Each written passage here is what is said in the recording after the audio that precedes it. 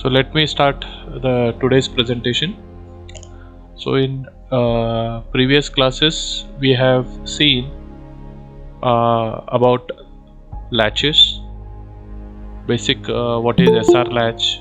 Then we have seen SR latch using NAND gate and NOR gate, and now after that we have seen gated SR latch and the gated D latch. After understanding the details about latches, it's time now to understand and discuss about your flip-flops. So before we start discussing about flip-flops, we will first understand the difference between flip-flop and latches, which is very important. So if you understand the difference between latches and flip-flops, later it will be very clear to understand how flip-flops differ from latches and how the information that you supply to the circuit changes as per the connections that you have given. So let us start with the basic definition of a flip-flop. So students, flip-flop is a basic digital memory circuit which stores one bit of information. So once again I repeat, a flip-flop is a basic digital memory circuit which stores one bit of information. So flip-flops are the fundamental building blocks of most of the sequential circuits. As I said, flip-flops are the fundamental blocks of most of the sequential circuits. So we have seen and understood the difference between a combinational circuit and a sequential circuit also. So here in sequential circuit, can anybody tell the major difference that you find compared to your combinational circuit? We have seen the difference now between combinational circuit and sequential circuit. Can anybody tell what is the difference between a sequential circuit and a combinational circuit? Sequential circuit has a memory element. Yes, sequential circuit has a memory element. So the memory element is used again, the data that is stored in the memory element is used again as an input to the circuit, which can be used for further processing of information. We call it as a present state, the past state. The memory element that you won't find in your combinational circuit. So it is also known as bistable multivibrator. Bistable means there are two stable states. Either it is high or it is low. That we call it as high is 1 and low is 0. So we call it as a bistable. So sometimes flip-flop is also known as a bistable electronic device in some of the definitions that you can see. Or we call it as a binary or 1-bit memory. Okay, 1-bit memory means it is able to store either 0 or 1. So flip-flops are used as memory elements in sequential circuits. So like latches, flip-flops are also used as a memory element, and this memory element is able to store one bit of information. The information stored inside the memory can be either 0 or it can be either 1, and flip-flops comes under your sequential circuits. So the output is obtained in a sequential circuit from combinational circuits or flip-flops or both. So the output is obtained in a sequential circuit either having a combinational circuit or with flip-flops or with both. So a sequential circuit can have a combinational circuit, or it can be built up using flip-flops, or it can be developed using both. So the state of the flip-flop changes as at active state of the clock pulses. So what is the active state of the clock pulse? So we have discussed what is a clock pulse, okay, and the different types of clock pulses. So here so here we have two types of clock pulses: a positive edge triggered clock pulse or a negative edge triggered clock pulse. So what is positive edge triggered clock pulse? When the transition happens in the circuit when there is a rising edge of the clock pulse, that is from low to high. When there is a transition of the clock pulse happening from low level to high level, then we call it as a positive edge triggered clock pulse. The data inside the circuit or the circuit will perform its necessary operation whenever the clock pulse is changing from low to high. And we have another clock pulse called as a negative edge triggered clock pulse, that is whenever the transition is falling from high to low, whenever a transition is falling from high to low. Okay, if the circuit is performing its operation, or if circuit is responding to the inputs whenever there is a fall in the clock pulse, that is from high to low, such clock pulse operate on a negative edge triggered clock pulse. We call it as a negative edge triggered clock pulse. And this, if the flip-flop or the inputs responds to the information whenever the clock pulse is rising from 0 to 1, such clock pulse are called as a positive edge triggered clock pulses. The details about this we have already discussed. You can go through the previous notes and understand the difference. Okay, now as I said, in particular, clock flip-flops serve as a memory element in synchronous sequential circuit. Okay, so what is synchronous sequential circuit? Synchronous sequential circuit is that circuit which works or which performs its operation in synchronous with the clock pulses that it has been given. Latches are asynchronous, whereas flip-flops are synchronous sequential circuit, because whatever operation they do in coordination with the clock pulses. Because of that, we call flip-flops as a synchronous sequential circuit. Okay, so a clock flip-flops serve as a memory element in synchronous sequential circuit. So in latches you could find there was one more input, we call it as an enable input. So whenever the enable input is 0 or 1, the circuit used to perform its operation accordingly.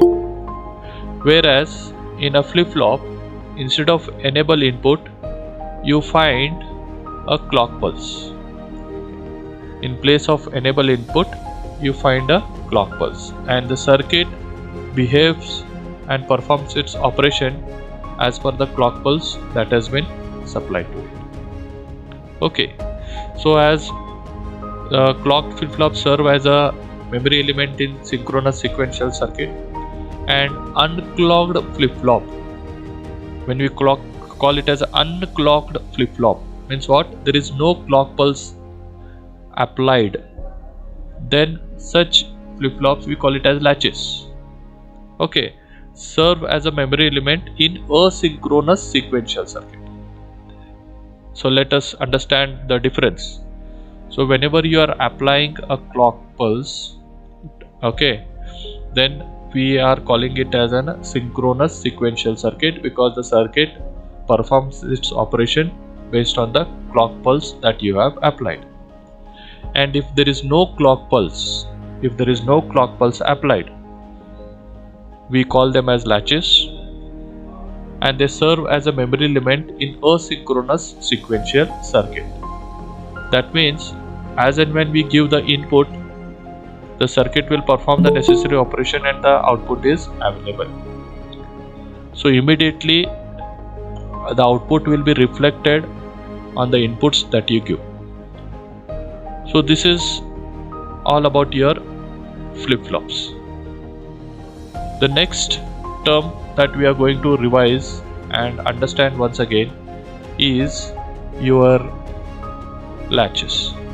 So you can find here the block diagram of a flip-flop where we have two inputs. We have a flip-flop. It is made up of basic building block. The basic building block of this flip-flop is your basic gates. It is based using your OR gate, AND gate, NAND gate, NOR gate. Okay. Now, after understanding about your flip-flops, we have latches. So latch is an electronic device, as we have already discussed, which changes its output immediately based on the input applied. As I said, here you have the block diagram of a latch.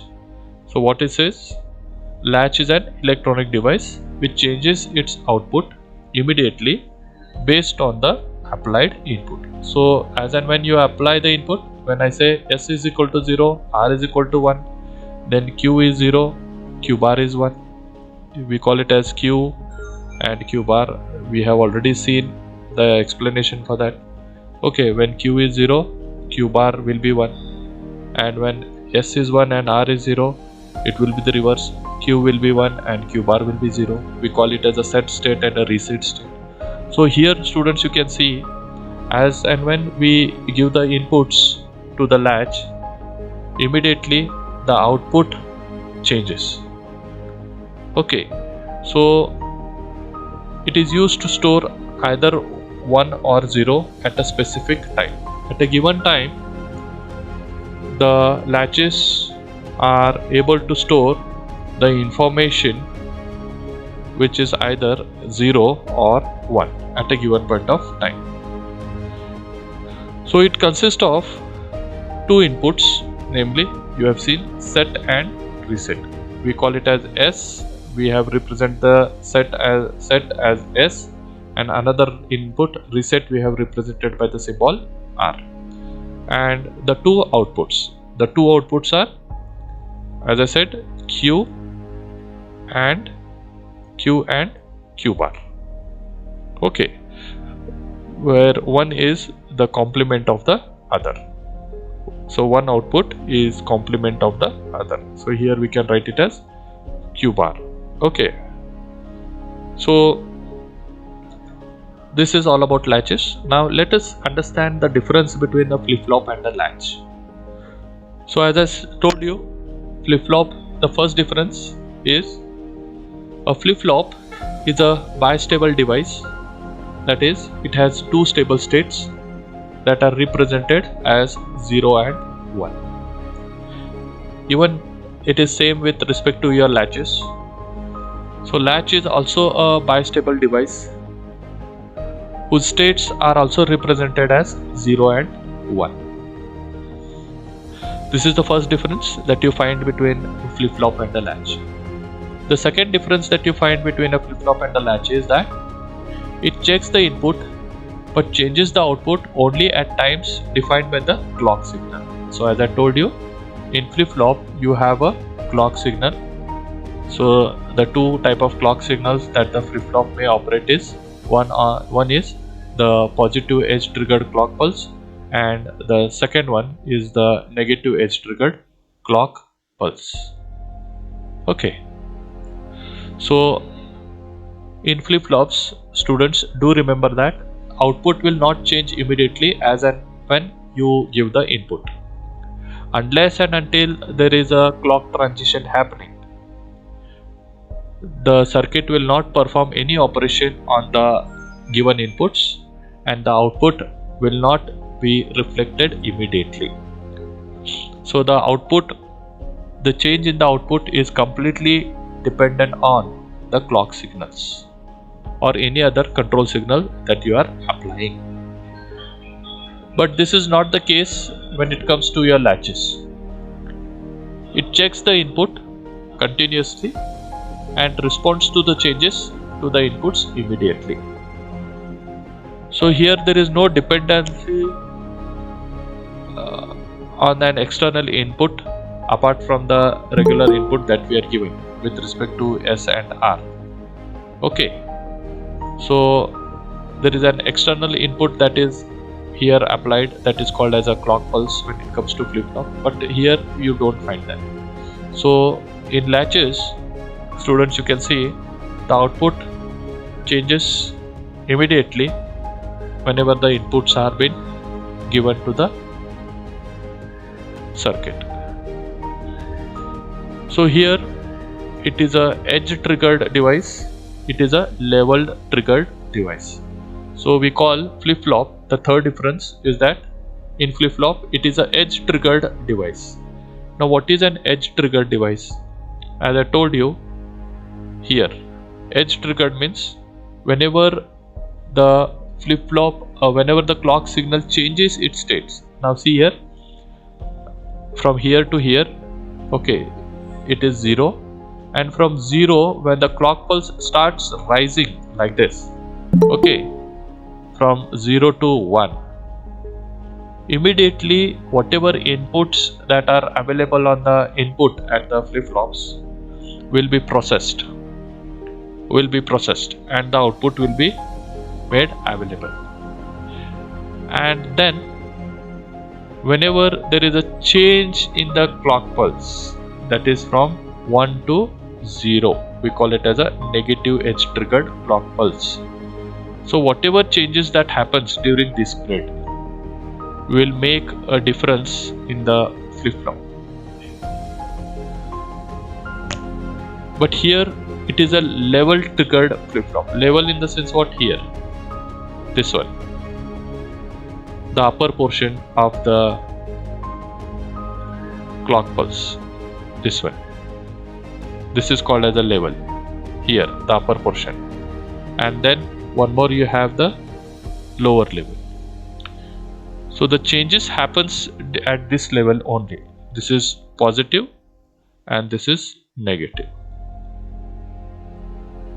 That's what we call it as a level trigger, and this we call it as a edge trigger. Edge, why? Because you can see at this particular point where there is a transition from 0 to 1 when the clock pulse is rising, or at this particular point when the clock pulse is falling from 1 to 0, the flip-flop starts performing its operation, and that's what we call it as an edge triggered, and here we call it as a level triggered device in latches. The fourth difference, students, that we have with respect to flip-flop and latches are gates like NOR, NOT, and NAND are used as a building blocks of the flip-flops. So whenever we are designing a flip-flop, okay, there are different types of flip-flops, I'll be telling you.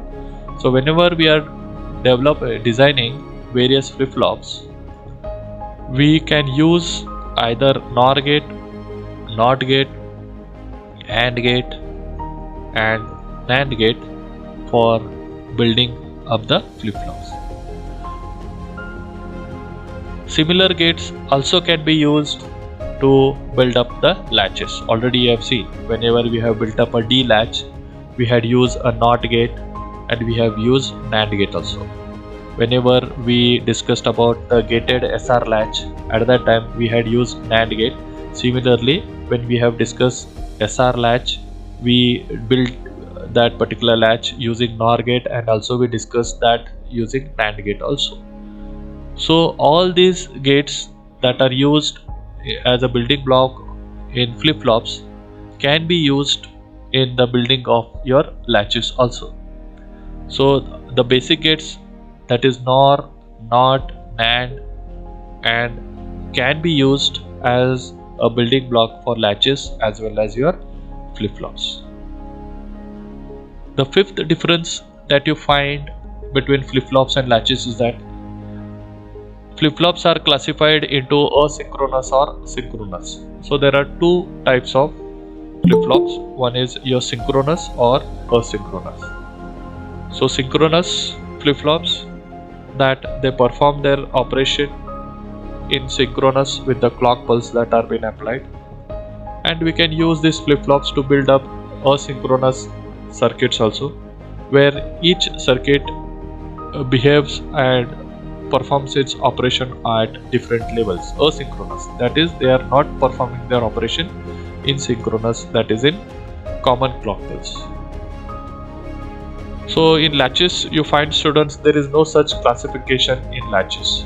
So you don't find anything in latches. In latches, you have only asynchronous circuits. We don't find asynchronous circuits. Okay. Now, the sixth difference that you find with respect to your flip-flops and latches is that it forms the building block of many sequential circuits like counters. Now, what is counter? How do you design and build a counter? That is what we are going to see in the next module, that is module number 5. Just currently you just know that it is used for building up a circuits, sequential circuits like counters. So basically, as the name says, counter is a circuit which is used to count the number of clock pulses that are applied to perform a necessary operation. Okay, whenever we are transferring a data from one point to another point. Okay, so what is the time or the clock pulses that we require in order to transfer the data from one part to another part, and that all count is being kept by the counters inside a computer. So we use flip-flops in developing such counters, and such counters are called as your sequential circuits.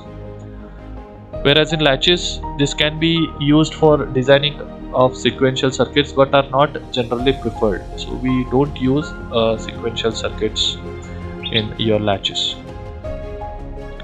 The seventh difference that you find is that a flip-flop always have a clock signal. So you cannot imagine a flip-flop without a clock signal.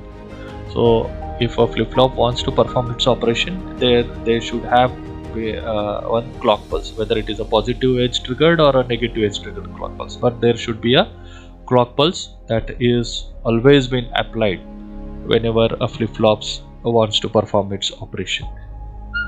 Whereas in latches, you find there are no clock signals applied.